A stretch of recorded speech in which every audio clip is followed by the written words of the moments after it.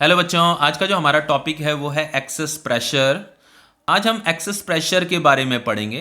किसी भी ड्रॉप के लिए, लिक्विड ड्रॉप के लिए, या बच्चों एयर बबल के लिए, या सोप बबल के लिए, इनकी फॉर्मेशन के लिए एक्सेस प्रेशर का होना जरूरी होता है। आप ऐसे मानिए कि जैसे लिक्विड ड्रॉप इनसाइड लिखा है ना, तो कोई भी जो लिक्विड ड्रॉप होता है उसके जो इनसाइड जो होता है एक एक्सेस प्रेशर होता है जिसका होना जरूरी है, देन इस लिक्विड ड्रॉप की फॉर्मेशन हो पाती है। समझ रहे हो?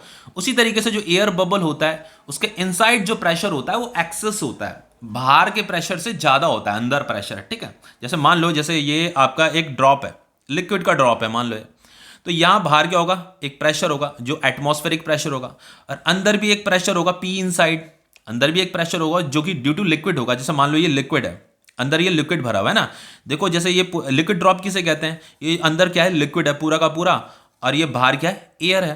तो एयर क्या कर रही है, यहां पे प्रेशर लगा रही है ऐसे, जिसे हम एटमॉस्फेरिक प्रेशर कह रहे हैं। पीओ, पी नॉट भी बोल सकते हो आप, इसे पीओ भी बोल सकते हो, मतलब बाहर का प्रेशर, बाहर से जो लग रहा है इसके सरफेस पे जो लग रहा है, इस ड्रॉप की सरफेस पे जो लग रहा है। और अंदर भी एक प्रेशर है, ये लिक्विड भी तो यहां प्रेशर लगा रहा होगा ऐसे, लिक्विड भी क्या कर रहा है, यहां पे प्रेशर लगा रहा है इसके सरफेस में। लेकिन इंटरेस्टिंग चीज क्या होती है कि जो पी इनसाइड अंदर से जो प्रेशर लग रहा है वो ऑलवेज ग्रेटर रहेगा पी आउटसाइड से, बाहर के प्रेशर से। ये एटमॉस्फेरिक प्रेशर से अंदर का प्रेशर ग्रेटर रहेगा। तो इसे देखो, एक मेथड भी होता है इसे समझने का, हमेशा याद रखिएगा। कोई किसी भी ड्रॉप की जो फॉर्मेशन हो रही है ना, देखो आपने ड्रॉप्स देखी होंगी, जो लिक्विड ड्रॉप्स देखी होंगी आपने, पेड़ों के पत्तों में ऐसे लिक्विड ड्रॉप्स देखी होंगी आपने, इस तरीके से ड्रॉप होती है ना। तो आपको क्या लगता है कि वो अचानक से ड्रॉप ऐसी बन जाती है क्या? बच्चों पहले बहुत छोटी रही होगी, फिर उसके बाद थोड़ी बड़ी बनी होगी, फिर थोड़ी बड़ी बनी होगी, फिर थोड़ी बड़ी बनी होगी, इसी तरीके से तो उसकी फॉर्मेशन हुई होगी। देन उसने एक फाइनल शेप ले लिया होगा, जब वो इक्विलिब्रियम स्टेट में आ गई होगी तो उसने एक फाइनल शेप ले लिया होगा। पर उसकी जो ड्रॉप की जो फॉर्मेशन होती है वो इस तरीके से, वो हल्के हल्के क्या हो रहा था, तो उसका सरफेस क्या कर रहा होता है, इंक्रीज कर रहा होता है। ठीक है, इसी तरीके से फॉर्मेशन हुई होगी, देन एक फाइनल शेप ले लेता है, फिर उसका सरफेस एरिया इंक्रीज होना बंद हो जाता है। इसी तरीके से ये एक प्रोसेस रही होगी, मतलब उसके फॉर्मेशन की, ड्रॉप की फॉर्मेशन, लिक्विड ड्रॉप की फॉर्मेशन की। तो यहां पे जनरली देखो, आपने कभी भी पेड़ के जो पत्ते होते हैं वहां पे जो ड्रॉप देखी होगी वो परफेक्टली स्पेरिकल तो नहीं दिखाई दी होगी आपको, वो कुछ ऐसे फ्लैटन रहती है, ऐसे फ्लैटन टाइप की रहती है, क्योंकि बच्चों ग्रेविटी भी वहां पे कुछ काम कर रही होती है। ठीक है, ग्रेविटी की वजह से यहाँ सराउंडिंग में एयर भी होती है, उसकी वजह से भी ये फ्लैटन हो जाती है।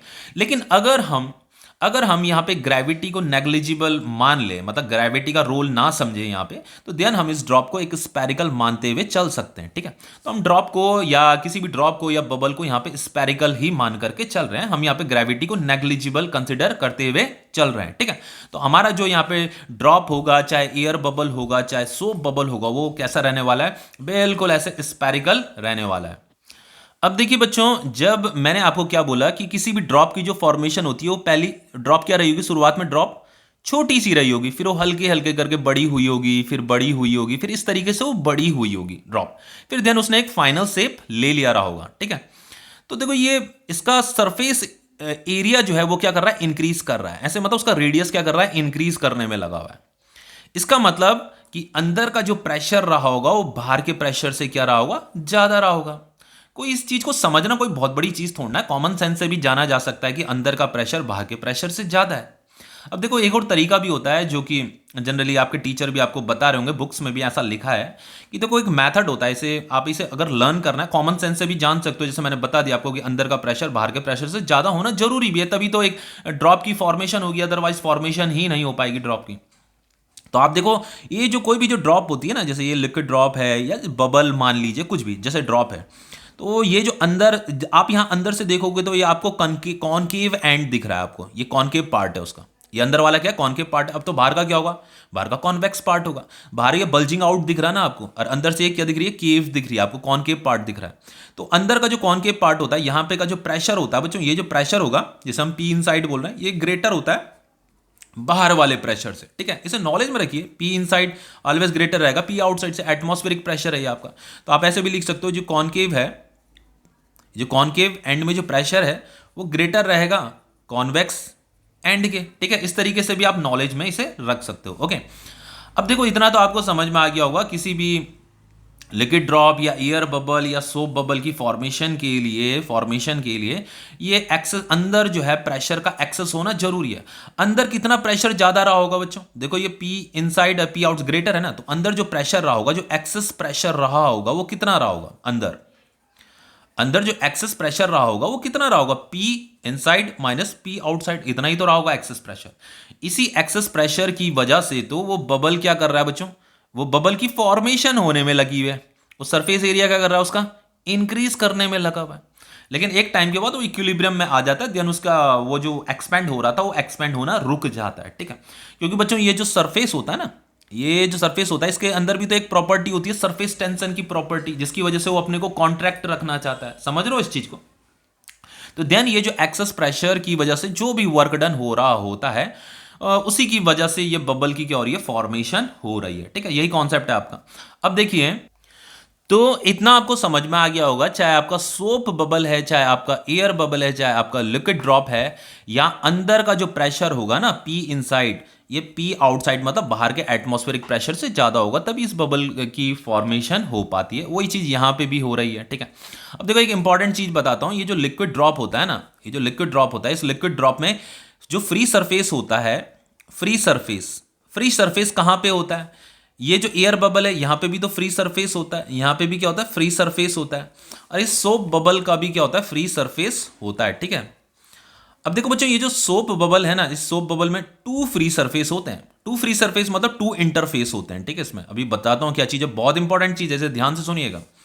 और ये एयर बबल होता है, यहां पे बच्चों एक ही फ्री सरफेस होता है, वन फ्री सरफेस होता है, मतलब वन इंटरफेस होता है, यहां पे केवल एक ही इंटरफेस होता है, वन इंटरफेस। और ये जो आपका लिक्विड ड्रॉप है, यहां पे भी आपका एक ही फ्री सरफेस होता है, जिसे हम वन इंटरफेस भी बोल सकते हो, आप इसे वन इंटरफेस भी बोल सकते हो या वन फ्री सरफेस भी बोल सकते हो। अब देखो बच्चों, फ्री सरफेस कैसे, यहां पे मैंने दो फ्री सरफेस बताए, पर यहां पे मैंने एक ही फ्री सरफेस बताया, यहां पे मैंने एक ही फ्री सरफेस बताया। देखो फ्री सरफेस का मतलब होता है कोई भी सरफेस जो एयर के कांटेक्ट में होगा ना, उसे हम फ्री सरफेस बोलेंगे। जैसे मान लो ये एक लिक्विड ड्रॉप है, तो लिक्विड ड्रॉप में बच्चों ये अंदर क्या है, यहां तो ये क्या है, लिक्विड है, यहां क्या है, लिक्विड है।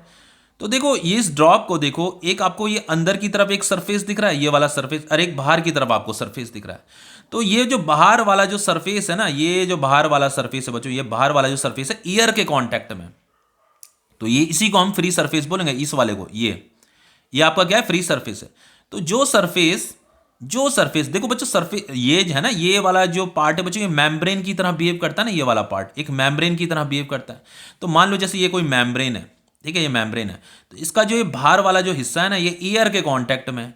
तो जो एयर के कांटेक्ट में होता है ना, उसी को फ्री सरफेस बोला जाता है। लेकिन अंदर जो है ना, ये जो अंदर का जो यहाँ पे ये जो वाला जो एंड है, यहाँ अंदर ये यहाँ पे क्या होंगे, लिक्विड के ही मॉलिक्यूल्स होंगे, और अंदर भी लिक्विड के ही मॉलिक्यूल्स हैं। तो अंदर वाला जो सरफेस है वो एयर के कांटेक्ट में नहीं है, तो यहाँ पे सिर्फ एक ही क्या है, फ्री सरफेस है, ठीक है, एक ही फ्री सरफेस है या वन इंटरफेस आप इसे बोल सकते हो। अब देखो इस वाली ड्रॉप, इस वाली एयर बबल को देखो, यहाँ अंदर क्या एयर है, अंदर क्या है, देखो ये बबल ऐसा है ना, चलो इस बबल को मैं थोड़ा बड़ा करके दिखा देता हूँ, ऐसे ये बबल है, और बाहर क्या है, ये लिक्विड है, ऐसे बाहर की तरफ क्या है, ये लिक्विड है। तो यहां पे अंदर क्या है, एयर है, तो एयर क्या है, ये अंदर वाले सरफेस को टच कर रही है एयर, तो ये क्या है, इसका फ्री सरफेस, इसी को बोलेंगे, इसी को इंटरफेस बोलेंगे। लेकिन बाहर का जो सरफेस है वो लिक्विड के कांटेक्ट में, बाहर का जो ये वाला जो सरफेस है ना, ये वाला सरफेस ये लिक्विड के कांटेक्ट में, लेकिन अंदर वाला सरफेस क्या, एयर के कांटेक्ट में, ये अंदर क्या, एयर है। तो जो सरफेस एयर के कांटेक्ट में होगा ना, उसी को फ्री सरफेस बोला जाता है। तो ये आपका फ्री सरफेस है। तो यहां पे भी एक ही फ्री सरफेस है, लेकिन इस वाले में देखो यहां पे दो फ्री सरफेस है। कैसे, देखो ये क्या है आपका, ये सॉप सॉल्यूशन की फिल्म है। तो इसमें देखो एक सरफेस ये वाला एयर के कांटेक्ट में, ये वाला सरफेस बाहर का सरफेस एयर के कांटेक्ट में, और अंदर वाला सरफेस भी एयर के कांटेक्ट में, ये अंदर भी तो एयर है, यहां एयर है भाई। सॉप बबल जो होता है, सॉप बबल कैसे होता है, ये बाहर एक मेम्ब्रेन होती है, एक सॉप की फिल्म होती है, अंदर भी खोखला होता है, खाली होता है, बाहर भी खाली, बाहर भी एयर है, अंदर भी एयर है। तो अंदर की एयर अंदर वाले सरफेस के कांटेक्ट में, अब बाहर की एयर बाहर वाले सरफेस के कांटेक्ट में, तो बाहर वाला सरफेस जो है ये भी फ्री सरफेस माना जाएगा, अंदर वाला भी फ्री सरफेस माना जाएगा। जो जो एयर के कांटेक्ट में होते हैं ना, उसे फ्री सरफेस बोलते हैं, जो सरफेस एयर के कांटेक्ट में होगा उसे फ्री सरफेस बोला जाता है। तो यहां पे दो फ्री सरफेस हैं, दो मतलब दो इंटरफेस हैं यहाँ पे। तो इसका मतलब ये होता है कि जो सोप बबल होता है बच्चों, दो सोप बबल में दो सरफेस होते हैं, एक सरफेस नहीं होता, दो सरफेस होते हैं। ऐसे समझिए जैसे मान लो ये सोप फिल्म है, तो अंदर भी एयर के मॉलिक्यूल्स है, तो एयर के मॉलिक्यूल्स क्या कर रहे होंगे बच्चों, यहाँ पे ये जो सोप सॉल्यूशन के जो मॉलिक्यूल्स होंगे ना, ये सोप सॉल्यूशन से ही तो बनाई है फिल्म। तो इसे आपस में इनमें जो एयर के मॉलिक्यूल्स हैं, जो सोप सॉल्यूशन के जो मॉलिक्यूल्स हैं, उनमें आपस में क्या इंट्रैक्शन है, उनमें फोर्स ऑफ अट्रैक्शन होगा ना आपस में। तो यहाँ पे सरफेस में अंदर का जो सरफेस है, यहाँ पे भी क्या है, सरफेस टेंशन की प्रॉपर्टी है, ठीक है, due to force of attraction. अब बाहर भी एयर के मॉलिक्यूल्स है, वो भी बाहर भी एयर, अंदर भी एयर के मॉलिक्यूल्स थे, बाहर भी एयर के मॉलिक्यूल्स थे, तो बाहर के एयर के मॉलिक्यूल्स, ये जो सोप सॉल्यूशन के जो बाहर के मॉलिक्यूल्स थे उनके साथ क्या कर रहे थे, इंट्रैक्शन कर रहे थे, मतलब फोर्स ऑफ अट्रैक्शन उनके आपस में भी था, फोर्स ऑफ अट्रैक्शन। तो बाहर भी क्या है, सरफेस टेंशन है, तो मतलब दो सरफेस हैं, दो सरफेस हैं। नॉलेज में रखिए इसी चीज को, बहुत सिंपल है कि कोई भी सरफेस एयर के कांटेक्ट में जो होगा, कोई भी सरफेस एयर के कांटेक्ट में जो होगा उसे हम फ्री सरफेस बोलेंगे। तो ये वाला सरफेस भी एयर के कांटेक्ट में, अंदर वाला सरफेस भी एयर के कांटेक्ट में, तो दो सरफेस, यहाँ पे सिर्फ अंदर का ही सरफेस जो एयर के कांटेक्ट में था, तो इसलिए एक सरफेस। यहाँ पे जो है ये जो बाहर वाला जो सरफेस था वो एयर के कांटेक्ट में था, इसलिए यहाँ पे एक सरफेस, ठीक है। तो इन दोनों में सिंगल सिंगल एक ही सरफेस है और यहाँ पे दो सरफेस हैं, ठीक है। अब चलिए इतना आपको समझ में आ गया होगा कि बबल की फॉर्मेशन के लिए या ड्रॉप की फॉर्मेशन के लिए एक्सेस प्रेशर का होना जरूरी है। तो अंदर जो प्रेशर होगा वो हमेशा क्या रहेगा, ज्यादा रहेगा बाहर से, ठीक है, एक्सेस प्रेशर। चलिए इस टॉपिक को स्टार्ट करते हैं। तो यहाँ पे हमें क्या पता करना है कि access pressure inside a liquid drop, कोई भी जो लिक्विड ड्रॉप होती है उसके अंदर जो प्रेशर होता है जिसे हम एक्सेस प्रेशर बोल रहे हैं वो कितना होता है, ठीक है। तो जो एक्सेस प्रेशर होता है उसका फॉर्मूला कितना होता है, देखो मैं बता देता हूं, पहले फॉर्मूला मैं यहाँ पे लिखा देता हूं आपको। जो एक्सेस प्रेशर है, excess pressure inside a liquid drop कितना होता है, देखो P inside minus P outside is equal to होता है आपका 2 into surface tension divided by radius, ठीक है। इसी एक्सप्रेशन को हम डिराइव कराएंगे। हमें जो एक्सेस प्रेशर बताना है, इतना है excess pressure, P inside minus P outside. अगर आपको एक्सेस प्रेशर कैलकुलेट करना है तो उसके लिए आपको क्या करना पड़ेगा, 2s डिवाइडेड बाय r करना पड़ेगा, ठीक है। ये क्या s क्या सरफेस टेंशन है, ये क्या रेडियस है, ठीक है।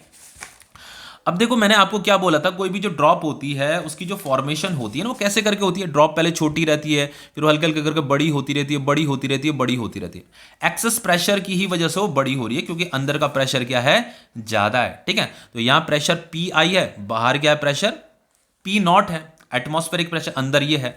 चलो इसका रेडियस क्या है, इसका रेडियस आर है, ठीक है।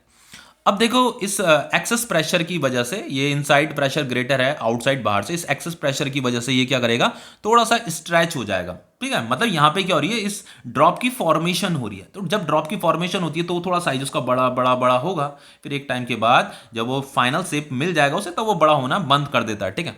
तो हमने क्या किया, यहाँ पे ये ड्रॉप, ये जो लिक्विड ड्रॉप है इसका सरफेस एरिया थोड़ा क्या कर जाएगा, इंक्रीज कर जाएगा, ठीक है। तो ये क्या कर रहा है, एक्सपेंड कर रहा है, इस एक्सेस प्रेशर की ही वजह से एक्सपेंड कर रहा है। तो हमने कहा चलो ये इसका रेडियस पहले ये आर था, अब ये कितना इंक्रीज कर गया, ये थोड़ा सा यहां से लेकर के यहां तक ये डेल्टा आर क्या कर गया, इंक्रीज कर गया, थोड़ा सा ही इंक्रीज किया है, थोड़ा सा इंक्रीज किया बच्चों। ये जो डेल्टा आर है is very very very very small, बहुत ज्यादा छोटा है। क्यों है छोटा, क्योंकि बच्चों जब ड्रॉप की फॉर्मेशन हो रही होती है तो कोई भी ड्रॉप इतनी छोटी से अचानक इतनी बड़ी नहीं हो सकती, बहुत हल्के हल्के करके ही वो बड़ी बड़ी बड़ी हुई होगी, ठीक है। तो हल्के हल्के करके उसका सरफेस एरिया क्या हुआ होगा, इंक्रीज हुआ होगा, ठीक है। समझ में आ रहा है इतना। अब देखो यहाँ पे P inside, this is pressure inside the liquid drop, P inside, and P not भी बोलते हैं, दिस इज एटमॉस्फेरिक प्रेशर जो कि बाहर से लग रहा है। और ये P inside minus P not क्या हो जाएगा, दिस इज P, ये क्या आपका access pressure inside a liquid drop. तो देखो यहाँ पे P इनसाइड भी था, P आउटसाइड भी था बाहर, तो यहाँ पे अंदर क्या है, ज्यादा प्रेशर है। तो वो जो डिफरेंस है इन दोनों में, जो डिफरेंस है वो P है जिसे हम एक्सेस प्रेशर कह रहे हैं। इसी एक्सेस प्रेशर की वजह से यहाँ पे क्या हो रहा है, इसमें डेल्टा आर, इसका रेडियस क्या कर गया, इंक्रीज कर गया, क्योंकि ये एक्सेस प्रेशर क्या कर रहा है, यहाँ पे कुछ वर्क डन कर रहा है। इस एक्सेस प्रेशर की वजह से यहाँ पे फोर्स लग रही होगी, अंदर से फोर्स लग रही होगी इस सरफेस पे, जिसकी वजह से ये डेल्टा आर क्या कर गया, इसका रेडियस इंक्रीज कर गया। तो लिखा हुआ भी है देखो, due to excess of pressure let there be increase in the radius of the drop by small quantity delta R, ठीक है। तो इस एक्सेस प्रेशर की वजह से इसके जो रेडियस में कुछ इंक्रीज हो जाता है और बहुत ही स्मॉल क्वांटिटी में वो इंक्रीज होता है, डेल्टा आर वो इंक्रीज होता है। Then work done by the excess pressure कितना होगा भाई, ये जो एक्सेस प्रेशर था, ये जो एक्सेस प्रेशर था इतना, ये एक्सेस प्रेशर था P inside minus P not, जिसे हम P बोल रहे हैं, ये आपका एक्सेस प्रेशर है, ठीक है। तो मैं P ही उसे मानूंगा अभी यहाँ पर, मान करके चलूंगा P इतना एक्सेस प्रेशर है। तो इस एक्सेस प्रेशर ने कुछ वर्क डन किया होगा, क्योंकि यहाँ डेल्टा आर इसका रेडियस क्या हो गया, इंक्रीज हो गया। तो इसे इंक्रीज करने में कुछ ना कुछ वर्क डन हुआ होगा, तो उसी वर्क डन को हम कैलकुलेट करेंगे, work done by excess pressure. तो work done by excess pressure, work done का फॉर्मूला क्या होता है, फोर्स इनटू डिस्प्लेसमेंट होता है, इतना तो सबको पता है, ठीक है। तो ये जो फोर्स है ना बच्चों, ये फोर्स कहां पे लग रही है, यहां लग रही है, यहां लग रही है, यहां लग रही है, यहां लग रही है, यहां लग रही है, ठीक है। जिसकी वजह से ये डेल्टा आर क्या हो गया, इसका रेडियस इंक्रीज कर गया। तो ये जो फोर्स लग रही थी किसकी वजह से लग रही थी बच्चों, इस एक्सेस प्रेशर की वजह से लग रही थी, समझ रहे हो। तो देखो यहां पे मैं आपको बताता हूं, वर्क डन तो आपका फोर्स इनटू डिस्प्लेसमेंट होता ही है, लेकिन अभी इस फोर्स को भी तो हमें कैलकुलेट करना है। ये फोर्स किसकी वजह से लग रही है, एक्सेस प्रेशर की वजह से लग रही है। तो बच्चों एक्सेस प्रेशर कितना है, ये P I minus P not होता है, जिसे मैंने पी यहां पे ले रखा है, मतलब ठीक है पी। तो ये आपका एक्सेस प्रेशर है। तो इस एक्सेस प्रेशर की वजह से फोर्स लग रहा होगा, तो प्रेशर का फॉर्मूला क्या होता है, फोर्स डिवाइडेड बाय एरिया, जिसे हम सरफेस एरिया कहते हैं। यहां पे का ये सरफेस एरिया, क्योंकि बच्चों यहां पे क्या हो रहा है, ये प्रेशर लगने में लगा हुआ है, इसके पूरे सरफेस एरिया पे लग रहा है, हर जगह प्रेशर लग रहा है, उसकी वजह से यहां पे फोर्स एक्सर्ट हो रहा है, ठीक है। तो फोर्स, प्रेशर क्या होता है, force divided by surface area, ये वाला सरफेस एरिया, ठीक है। तो सरफेस एरिया कितना हो जाएगा, 4 पाई आर का स्क्वायर, इतना तो पता है ना आपको। तो फाइनली मुझे यहां पे फोर्स की जरूरत है, ये जो प्रेशर एक्सर्ट हो रहा था उसकी वजह से यहां पे फोर्स लग रहा था। तो फोर्स क्या हो जाएगा बच्चों आपका, this is excess pressure into 4 pi are का स्क्वायर, समझ में आ रहा है। तो यहां पे फोर्स की जगह में आ जाएगा ये excess pressure into 4 pi are square, excess pressure into 4 pi are का स्क्वायर। तो ये कैपिटल आर आएगा, ठीक है। यहाँ पे ये वाला आर यहां से लेकर के यहां तक ये आर है, और ये तो डेल्टा आर है जो उसका रेडियस इंक्रीज करा, ठीक है। तो ये वर्क डन हो रहा होगा, ये जो फोर्स लग रही है ये कहां तक लगी बच्चों, इस डेल्टा आर डिस्टेंस तक लगी है। तो ये जो डेल्टा आर है बच्चों, पहले ही बता देता हूं, कईयों को कंफ्यूजन रहता है, ये delta R is very very small, is very very very small, is very very small, बहुत ज्यादा छोटा है डेल्टा आर, ठीक है। तो यहां पे हमने क्या ले दिया, ये डेल्टा आर लिख दिया, ठीक है। तो दिस इज आपका इक्वेशन फर्स्ट, ओके। अब देखिए बच्चों, ये जो वर्क डन हुआ ना, इस वर्क डन की वजह से इसका जो रेडियस है डेल्टा आर इंक्रीज कर गया। तो इसका सरफेस एरिया पहले इतना था, अब सरफेस एरिया भी इंक्रीज कर गया होगा, इसका सरफेस एरिया भी क्या कर गया होगा, इंक्रीज कर गया होगा। लेकिन बच्चों यहां पे ये जो ड्रॉप जब इतना रहा होगा, तो इसके यहां पे जो मॉलिक्यूल्स रहे होंगे ना, यहां पे सरफेस पे क्या होता है, सरफेस टेंशन होती है। तो सरफेस टेंशन क्या करती है, अपने सरफेस को क्या चाहती है, कॉन्ट्रैक्ट रखना चाहती है। तो जब ये सरफेस इसका एक्सपैंड हो रहा था ना, जब ये बड़ा बड़ा बड़ा हो रहा था, पहले मॉलिक्यूल्स यहां पे थे, सरफेस पे थे, अब इसका सरफेस तो क्या हो गया, बड़ा हो गया। लेकिन जब ये एक्सपेंड हो रहा था, जब इसका सरफेस एरिया बढ़ रहा था, तो उसके जो मॉलिक्यूल्स थे ना बच्चों, ये जो मॉलिक्यूल्स थे ये भी कंटिन्यूअसली वर्क डन कर रहे थे due to surface tension. Surface tension की वजह से ये भी वर्क डन कर रहे थे, क्योंकि सरफेस टेंशन की वजह से ये जो सरफेस में जो मॉलिक्यूल्स होते हैं, इनके अंदर एक प्रॉपर्टी होती है कि अपने को कॉन्ट्रैक्टेड रखना चाहते हैं, अपने को मिनिमम रखना चाहते हैं। तो जब ये यहां से एक्सपेंड हो रहा था, तो उस समय ये मॉलिक्यूल्स भी कंटिन्यूअसली अपने को मिनिमम रखने के लिए एनर्जी लगा रहे थे। तो जितनी एनर्जी इन्होंने अपने को मिनिमम रखने के लिए लगाई होगी, उतनी ही एनर्जी हमें इसे देनी भी पड़ेगी, इसे एक्सपेंड करने के लिए, समझ रहे हो। तो खैर हमने यहां पे इतनी एनर्जी से दी, मतलब इसके सरफेस एरिया को इंक्रीज करने के लिए इतनी एनर्जी दी, लेकिन इतनी ही एनर्जी जो है यहां पे के जो सरफेस के जो मॉलिक्यूल्स होते हैं ना बच्चों, वो भी वर्क डन करते रहते हैं अपने सरफेस को मिनिमम रखने के लिए, क्योंकि सरफेस टेंशन की यही तो प्रॉपर्टी है कि सरफेस टेंशन क्या करता है बच्चों, अपने सरफेस को मिनिमम रखना चाहता है।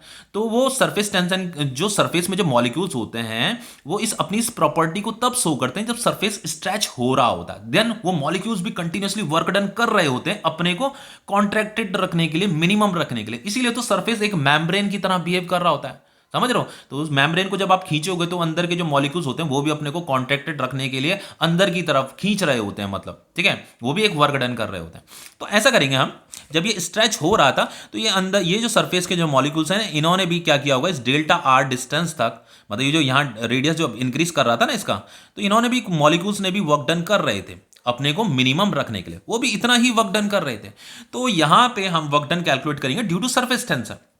तो देखो, नाउ वी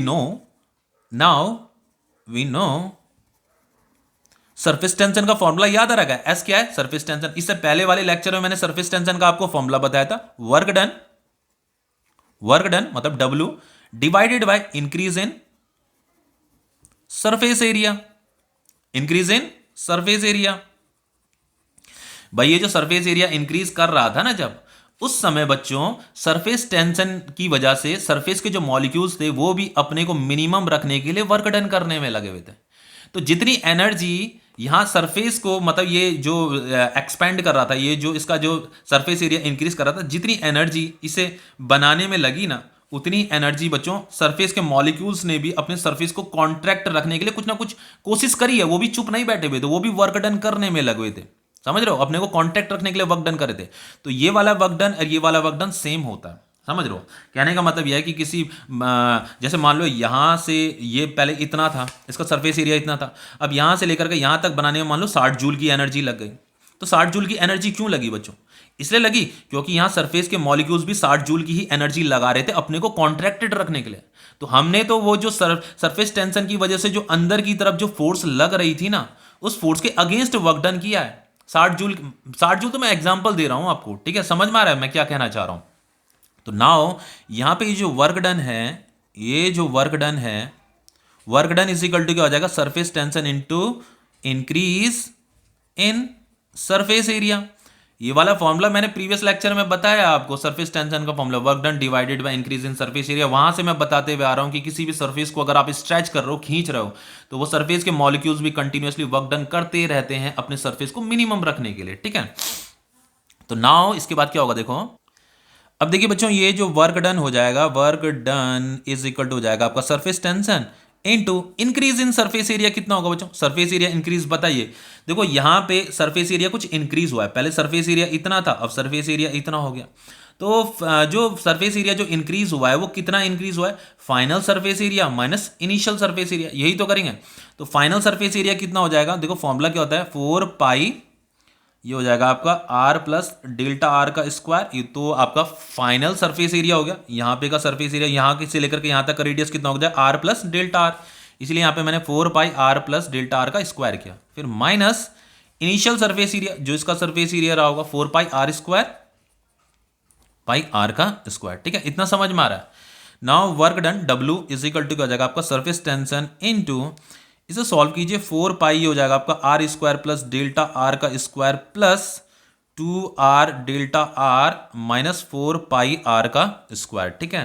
तो ये work done is equal to हो जाएगा S इंटू, एस क्या है? सरफेस टेंशन है, 4 क्या कर रहा हूँ मैं यहाँ पे, 4 आर। तो ये इसको इससे जब मैं मल्टीप्लाई करूंगा, यहाँ पे मैंने 4 आर क्यों लिखा हुआ है? ये आर नहीं है, ये पाई है, मुझे आर दिखाई दे रहा है, ये पाई है, ठीक है, 4 पाई, ठीक है, 4 पाई। तो इससे मल्टीप्लाई कीजिए, 4 पाई आर का square plus 4 pi delta are का स्क्वायर, ठीक है, प्लस 4 टू ज़ा 8 pi are delta are minus 4 pi are का स्क्वायर। तो ये तो कैंसिल हो जाएगा पूरा का पूरा, ठीक है। अब देखो एक और चीज बताता हूं, ये 4 पाई डेल्टा आर स्क्वायर है ना, देखो बच्चों डेल्टा आर बहुत छोटा होता है, बहुत ही ज्यादा छोटा होता है। डेल्टा आर अगर छोटा होगा तो डेल्टा आर का स्क्वायर तो और ज्यादा छोटा हो जाएगा, ये तो और ज्यादा छोटा हो जाएगा। मान लो डेल्टा आर की वैल्यू, मैंने आपको क्या बोला था, ये डेल्टा आर बहुत ही छोटा है। ये जो सरफेस एरिया जो हम इसका जो रेडियस हमने जो यहाँ पे बोला ना कि कुछ वर्क डन हुआ, उससे सरफेस एरिया इंक्रीज हो गया, मतलब ये जो रेडियस इंक्रीज कर गया डेल्टा आर बच्चों बहुत छोटा सा डेल्टा आर है, ठीक है। तो डेल्टा आर मान लो अगर छोटा सा रहा होगा, मान करके चलो ऐसे 0.001 रहा होगा, तो डेल्टा आर का स्क्वायर क्या हो जाएगा? जब 0.001 को 2 बार मल्टीप्लाई करोगे तो ये और छोटी वैल्यू बन जाएगी, समझ रहे हो। तो ये जीरो के बहुत क्लोज हो जाएगी ये वाली वैल्यू, तो ये वाली जो वैल्यू होती है जीरो के बहुत क्लोज हो जाती है, तो इसे हम कंसिडर नहीं करेंगे। डेल्टा आर स्क्वायर बहुत छोटी वैल्यू, जब इसको भी इससे मल्टीप्लाई करेंगे तो और छोटी ये वैल्यू हो जाएगी, ठीक है, तो इसे हम नेग्लेक्ट करेंगे, ठीक है।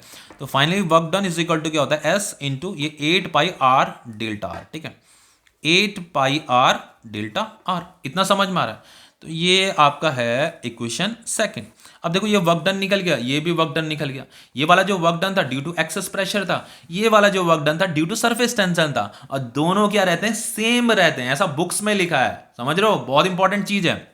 ये work done due to surface tension है, ड्यू टू सरफेस टेंशन है ये work done by excess pressure है, तो दोनों का वर्क डन सेम रहता है। क्योंकि किसी चीज को अगर आपको स्ट्रेच करना है तो बच्चों वहां पे सरफेस टेंशन भी है, तो सरफेस टेंशन भी उसे कांटेक्ट रखने के लिए एनर्जी लगा रहा है, तो जितनी उसने एनर्जी लगाई होगी अपने को कांटेक्ट रखने के लिए, उतनी ही एनर्जी आपको उसे देनी भी पड़ेगी, ठीक है।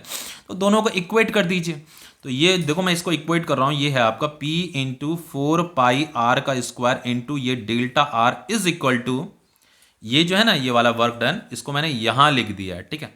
और ये भी वर्क डन है, तो इन दोनों को इक्वेट कर दीजिए, S into 8πr into delta R, ठीक है। इतना समझ में आ रहा है। अब देखो ये P क्या है, ये आपका एक्सेस प्रेशर है। देखो ये P क्या है, ये P inside minus P outside है, ये क्या है आपका एक्सेस प्रेशर है। यही तो हमें कैलकुलेट करना है कि एक्सेस प्रेशर कितना है, अंदर जो है कितना प्रेशर ज्यादा है, ये हमें कैलकुलेट करना है। तो बच्चों इसे ये पाई से पाई कट जाएगा आपका, डेल्टा आर से डेल्टा आर कट जाएगा, आर से ये एक आर कट जाएगा तो एक आर बच जाएगा। तो P इज इक्वल टू कितना हो रहा है, ये आपका एक्सेस प्रेशर है, ठीक है। Excess pressure is equal to हो जाएगा आपका यहाँ पे ये S इंटू 8 आएगा डिवाइडेड बाय यहाँ पे 4 भी आएगा और ये R भी आएगा, ठीक है। तो ये 4 2 ज़ा 8 हो गया। तो आपका जो एक्सेस प्रेशर आ रहा है वो कितना आ रहा है, ये आ रहा है आपका surface tension 2 divided by R, या आप इसे 2 into surface tension divided by R भी बोल सकते हो। तो ये क्या आपका एक्सेस प्रेशर है। तो एक्सेस प्रेशर क्या था आपका, P inside minus P outside था। तो फाइनली आप इसे ऐसे भी लिख सकते हो, इसकी जगह में आप ऐसे लिख सकते हो P inside minus P outside, ठीक है। ये एक्सेस प्रेशर है इज इक्वल टू क्या हो जाएगा आपका 2S डिवाइडेड बाय R हो जाएगा। समझ रहे हो। तो बच्चों जो अंदर का जो प्रेशर होता है ना वो बाहर के प्रेशर से कितना ज्यादा होता है, इतना ज्यादा होता है, 2S डिवाइडेड बाय R होता है। अब देखिए बच्चों ये तो था आपका access pressure inside a liquid drop, ठीक है, ये इनसाइड अ लिक्विड ड्रॉप। अब अगर हम बात करें एयर बबल की, तो एयर बबल के इनसाइड भी जो एक्सेस प्रेशर होता है ना बच्चों, इतना ही होता है, इतना ही होता है, 2S डिवाइडेड बाय R ही होता है। क्यों होता है देखो बताता हूं। देखो मैंने आपको क्या बोला था कि जो एयर बबल होता है यहां पे वन फ्री सरफेस होता है, एक ही फ्री सरफेस होता है, यहां पे भी एक ही फ्री सरफेस होता है, जिसे आप वन इंटरफेस भी बोल सकते हो। यहां पे जो बच्चों सरफेस था ना, ये यहां पे जो एयर था, देखो ये अंदर एयर है बाहर लिक्विड है, यहां बाहर एयर है अंदर लिक्विड है, समझ रहे हो। तो ये जो एयर है इस वाले सरफेस के कांटेक्ट में, तो इसे फ्री सरफेस बोलेंगे। यहां एयर जो है अंदर वाले सरफेस के कांटेक्ट में, तो इसमें एक ही फ्री सरफेस है। और किसी भी चाहे ड्रॉप की बात करो चाहे बबल की बात करो, इसके फॉर्मेशन के लिए बच्चों क्या होता है, जो P इनसाइड होता है वो ग्रेटर होना चाहिए P आउटसाइड से, मतलब एटमॉस्फेयर प्रेशर से ग्रेटर होना चाहिए अंदर का प्रेशर, समझ रहे हो। तो इसका भी जो डेरिवेशन होगा वो इसी तरीके से होगा, ठीक है। तो अगर कोई एयर बबल का कोई क्वेश्चन आता है, वहां पे अगर एक्सेस प्रेशर आपसे पूछा है, तो एक्सेस प्रेशर यही होता है आपका P inside minus P outside is equal to 2S divided by R ही होता है, क्योंकि यहां पे भी एक ही फ्री सरफेस है, यहां पे भी एक ही फ्री सरफेस है, ठीक है। अब देखो बच्चों अगर हम सोप बबल की बात करें, सोप बबल की बात करें, अगर हम यहां पे सोप बबल की बात करें, तो सोप बबल के केस में दो फ्री सरफेस होते हैं। देखो जैसे मैंने यहाँ पे एक ये सोप बबल बनाया, ठीक है। तो बच्चों अंदर भी एयर होती है बाहर भी एयर होती है। तो ये वाली एयर ये अंदर वाले सरफेस के कांटेक्ट में, तो जो एयर के मॉलिक्यूल्स होंगे, और ये जो फिल्म है बच्चों, ये जो सोप सॉल्यूशन की बनी हुई जो फिल्म है, इसके मॉलिक्यूल्स और एयर के मॉलिक्यूल्स में कुछ इंट्रैक्शन होगा। और बाहर की जो एयर है, अरे ये जो बाहर के जो मॉलिक्यूल्स हैं इनमें भी कुछ इंट्रैक्शन होगा, समझ लो। तो यहाँ पे क्या चीज है, यहाँ पे जो सरफेस टेंशन है बच्चों, अंदर भी सरफेस टेंशन की प्रॉपर्टी है, बाहर भी सरफेस टेंशन की प्रॉपर्टी है। मतलब कहने का मतलब यह है बच्चों, यहाँ पे दो सरफेस है, यहाँ पे हम एक सरफेस नहीं लेंगे, हम यहाँ पे दो सरफेस है, दो फ्री सरफेस है, क्योंकि ये वाला सरफेस भी एयर के कांटेक्ट में है, ये वाला सरफेस भी एयर के कांटेक्ट में। तो जो सरफेस एयर के कांटेक्ट में होता है उसे हम फ्री सरफेस कहते हैं। तो यहाँ पे दो सरफेस है, दो फ्री सरफेस है, ठीक है। दो सरफेस की फॉर्मेशन होती है सॉप बबल में, बस इसी को नॉलेज में रखिए। देखो लिखा हुआ भी है, the soap bubble has two free surface, one outside the bubble and other inside the bubble, ठीक है। सर नॉलेज में रखिए। अब देखो बच्चों, चलो इसके अंदर जो प्रेशर है वो PI है, और बाहर जो प्रेशर है PO है, ठीक है। वो ऐसे में लग रहा होगा, और P इनसाइड ऐसे में लग रहा होगा, ठीक है। ऐसे ऐसे ऐसे लग रहा है ये, ठीक है, P इनसाइड। ये pressure inside the soap bubble, ये एटमॉस्फेयर के प्रेशर है PO जो बाहर से लग रहा है। तो इनमें जो excess pressure inside soap bubble, अंदर की तरफ जो प्रेशर जो कितना ज्यादा होगा उसे कैसे कैलकुलेट करेंगे भाई, अंदर का प्रेशर ज्यादा है पर कितना ज्यादा है, उसके लिए दोनों को सब्ट्रैक्ट कर दो, P inside minus P outside, उससे हमें एक्सेस प्रेशर का पता चल जाएगा इनसाइड सोप बबल। तो इसी के लिए तो हमें एक्सप्रेशन डिराइव करना है कि कितना एक्सेस प्रेशर है। तो हमें यहाँ पे जो एक्सेस प्रेशर जो निकालना होता है ना बच्चों, ये जो हमें एक्सेस प्रेशर निकाल रहे हैं वो हम in terms of surface tension निकाल रहे हैं, इसीलिए हमें इसे डिराइव करना पड़ रहा है, ठीक है। तो देखो बच्चों, due to excess of pressure let there be increase in the radius of soap bubble by small amount. तो यहां पे थोड़ा सा स्मॉल अमाउंट में हमने कहा क्या हुआ, रेडियस में थोड़ा इंक्रीज हुआ है, ठीक है। तो चलो ये अगर R था तो यहां पे कुछ इंक्रीज हुआ डेल्टा R का, ठीक है। ये अगर आर था तो यहाँ पे कुछ इंक्रीज हुआ डेल्टा आर का। तो ये डेल्टा आर बहुत छोटा है, मैं पहले ही बता देता हूँ, डेल्टा आर बहुत छोटा है। यहाँ पे आपको बड़ा दिखाई दे रहा होगा पर ये बड़ा नहीं है, delta R is very very small, ठीक है। तो ये बाय स्मॉल अमाउंट भी लिखा है delta R, then work done by excess pressure. तो भाई हमें पता है कि ये जो पी इनसाइड है ये तो ग्रेटर है पी आउटसाइड से, तो इसने कुछ वर्क डन किया होगा, उसकी वजह से बबल की, भाई ये जो सॉफ्ट बबल है इसकी जो फॉर्मेशन हो रही थी जब हम फुलाते हैं ना बबल को, तो देखा बड़ा बड़ा बड़ा बड़ा होता रहता है, समझ में आ रहा है ना।